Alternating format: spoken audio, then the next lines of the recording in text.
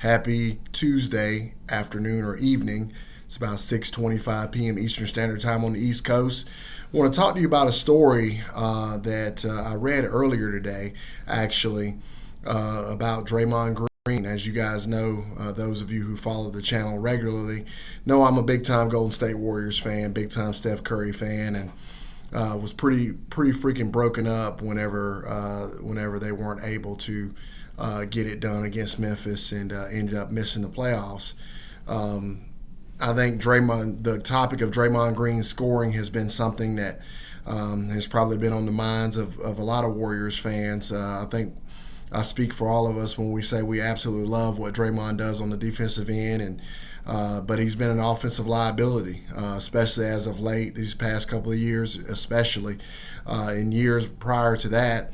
When you go back to the 2015, 2016 seasons, he was much better from three-point range, and this year I think he shot somewhere around 20%, which is really bad, and ended up being in kind of no man's land and not being able to score whenever his defender comes off of him and jumps on Steph when they're trying to set the pick and roll. And even if he could hit a mid-range jumper or consistently knock that floater down, he would be a tremendous offensive threat. He should probably be averaging somewhere between 15 to 20 points per game. Well, looks like that not only do we notice as fans, but obviously Bob Myers, Steve Kerr sat down with Draymond, and I think it's well overdue. They sat down with him, I guess, yesterday morning, and as you can see here in the article I got pulled up, Bob Myers, Steve Kerr, and Draymond Green met this morning at Warriors HQ headquarters. One topic of conversation was Draymond scoring. Myers' conclusion: all three understand the importance and will pursue improvement.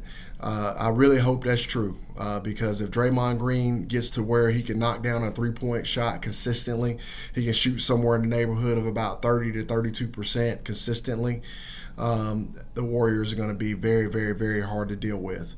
If he can get to the point where he can shoot that mid-range or that floater at about 55 to 60%, the Warriors might win the championship. So I find it interesting. I wanted to do a quick video about it for those Warriors fans out there that didn't know. Definitely some hope there. Got little bit of bad news about Klay Thompson, though. Unfortunately, it looks like he's not going to be ready for the start of next season.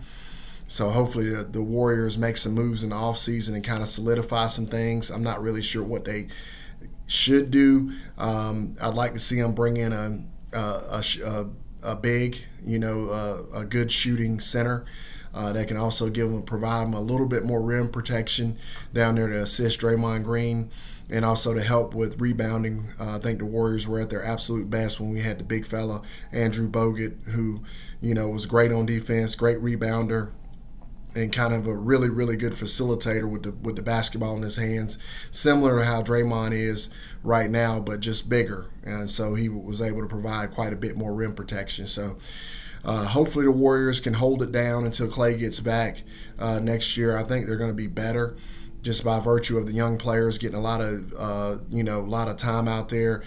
Jordan Pooles of the world, guys like that seem to be really progressing and coming along.